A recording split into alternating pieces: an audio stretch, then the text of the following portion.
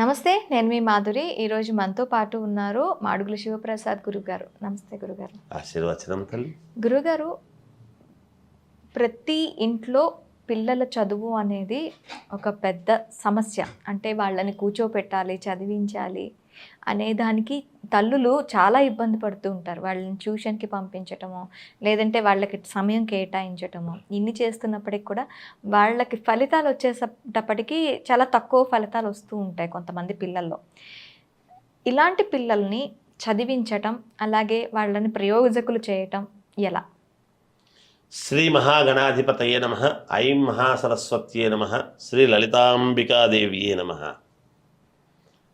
చిన్న పిల్లలకు, ప్రతి తల్లి జీవితంలో పిల్లలు యోగవంతులు కావాలి, నా పిల్లలకు మంచి భవిష్యత్తు ఉండాలి అని తాపత్రయపడుతూ ఉంటుంది. ప్రతి స్త్రీమూర్తి పడేటువంటి ఆరాటం ఇది.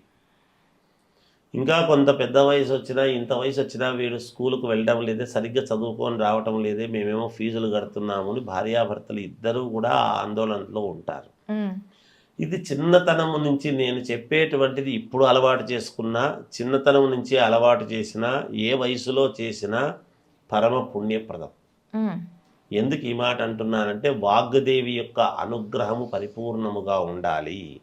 మనం అందరూ ఏమనుకుంటున్నాము అంటే, సరస్వతి అమ్మవారిని పూజించాలి విద్య అని అనంగానే అనుకుంటాం. కాదనను. సరస్వతి అమ్మవారిని విద్య అధిపతి పూజించాల్సిందే.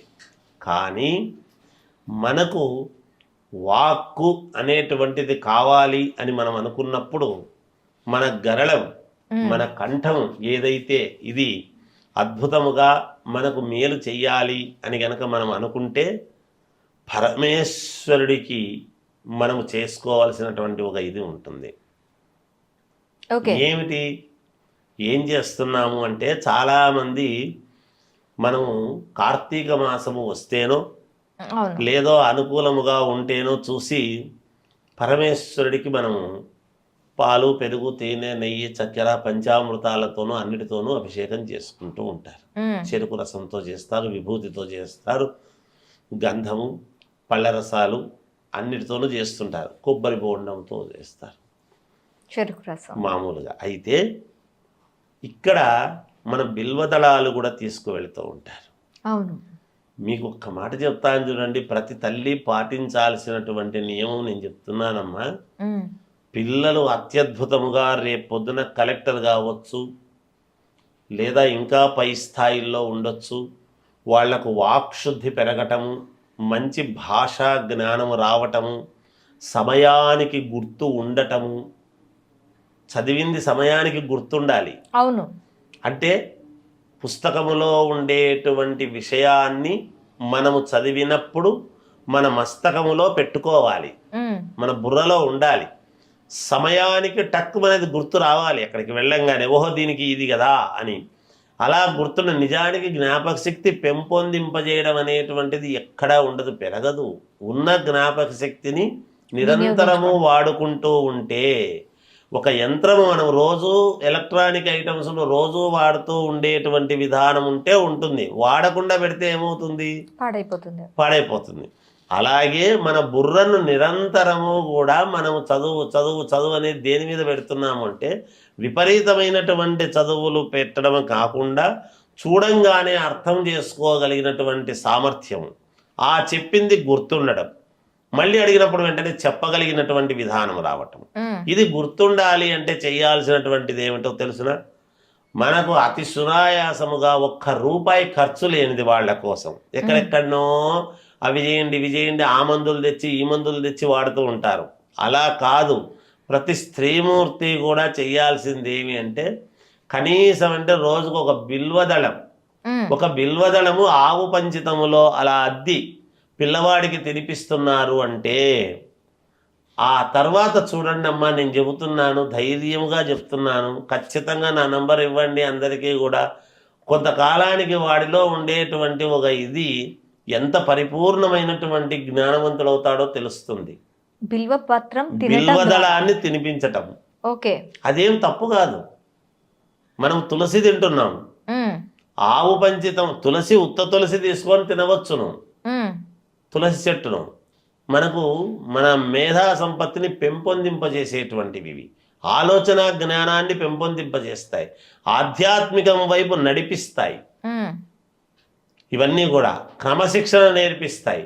ఇంకొకరిని తప్పుదోవలుగా తప్పుగా చూసేటువంటి విధానాన్ని మన ఆలోచనల్లో నుంచి, మన నరాల్లో నుంచి, రక్తంలో నుంచి పక్కకు పంపిస్తాయి. ఔన్నత్యం ఏదో మనం శరీరంలో ఉన్నప్పుడు ఉన్నతత్వమైనటువంటి ఆలోచనలు వస్తాయి, కానీ దుర్మార్గమైనటువంటి ఆలోచనలు ఎందుకు వస్తాయమ్మా? ఖచ్చితంగా రావు కదా. మరి అది మనలో ఎలా లోపలికి, మన రక్తంలోకి ఎలా ఇమడింపజేయాలి ఆలోచన చేయాలి. బిల్వదళం, ఒక బిల్వం రోజుకు, లేదు రోజు మార్చి రోజు వాడికి అలవాటు కావాలి. రోజు నేను ఈ బిల్వదళం అలా ఆవు పంచితంలో అద్దె కాసేపు ఆగి తీసుకుంటున్నాడు. ఒకవేళ బిల్వదళం పత్తిది ఆవు పంచితంలో తీసుకోవటానికి ఒకవేళ ఏదైనా సహకరించలేదు, కుదరలేదు అంటే ఆవు పంచితంలో అద్దె దాన్ని ఎండబెట్టేసి పొడి నూరిన తర్వాత పిల్లవాడికి ఇవ్వండి. ఒక పొడిలో, ఒక పండులోనో దేంట్లో అన్నా ఇవ్వండి. తప్పకుండా వాడికి బ్రహ్మాండమైనటువంటి తెలివితేటలు వస్తాయి. 100కి 1,00,000% చెబుతున్నా, 100% కాదు. ఇది పాటించాలి. ఆవు పంచితముతో మనము మామూలుగా ఒక చుక్క బకెట్లోకి వేసుకొని రోజు స్నానం చెయ్యాలి. చేస్తే ఏమవుతుంది అంటే ఈ గ్రహదోషాలు అని, మామూలుగా ఎక్కడికో వెళితే ఏదో మనకు కొంచెం దాటుడు వ్యవహారం అని, ఇవన్నీ కూడా ఉండవు. అందుకే పూర్వం ప్రతి ఇంట్లోనూ గోమాత అనేటువంటిది ఉండి ఆ గోమాత పుచ్ఛానికి నమస్కారం చేసుకొని వెళ్ళేటువంటి తత్వం ఉండింది. రాగానే గోవును తాకేవాళ్ళు. ఎటువంటి దిష్టి దోషాలున్నా పోయేటివి, ఆ గోమాత తీసేస్తుంది. సర్వరోగ నివారణి గోవు ఇంట్లో ఉంటే. అందుకే పూర్వకాలం వాళ్ళు 100 సంవత్సరాలు పైన బతుకుతూ ఉన్నారు. కారణం ఏమిటంటే గోసేవ. ఆవు పాలు, ఆవు పెరుగు, ఆవు పేడ, ఆవు పంచితము, బిల్వము, తులసి, వీటిని ఎక్కువగా తీసుకునేటువంటి తత్వం. పటిష్టత. పిల్లలకు బిల్వదళము బాగా ఎండబెట్టి 6 నెలల వరకు అదే బిల్వాన్నే పూజ చేసి అలా నీళ్ళల్లో అద్ది మళ్ళా పరమేశ్వరుడి మీద పెట్టి పూజ చేయొచ్చు అన్నాడు. దానికి అపవిత్రత లేదు. బిల్వం ఎన్ని రోజుల వరకు చేయొచ్చు? 6 నెలల పాటు చేయవచ్చును. బిల్వదళం అంటే ఒక ఉత్తరాయణం, దక్షిణాయనం, మనకు ఆయనములు 2. అవును. ఇది 6 నెలలు, అది 6 నెలలు. అవును. అంటే 6 నెలల పాటు ఒకటే బిల్వాన్ని అలా నీళ్ళల్లో అలా పరమేశ్వరుడి మీద పెట్టవచ్చును. 6 నెలల పాటు చేయవచ్చును ఒక బిల్వదళాన్ని. అటువంటి మన చాలా ఉన్నాయమ్మ. పిల్లలకు జ్ఞాపక శక్తి, చదువు కోసం చేసేటువంటివి. వీటికి ఇంకా కొన్ని చాలా అనేక రకాలు ఉన్నాయి. మళ్ళీ మనం చెప్పుకున్నప్పుడు ఇంకా చాలా చెప్పుకుందాము. ఒక్కొక్కటి చెప్పుకుంటూ వెళదాము. బాగుంటుంది. ఇలా చేస్తే పిల్లలకు జ్ఞాపక శక్తి, వాళ్ళు చదువుల్లో ముందుంటారు. మన పిల్లలు మంచి దేశం గర్వించదగ్గ పిల్లలుగా తయారవుతారు. ధన్యవాదాలు గురుగారు. జయోస్తు.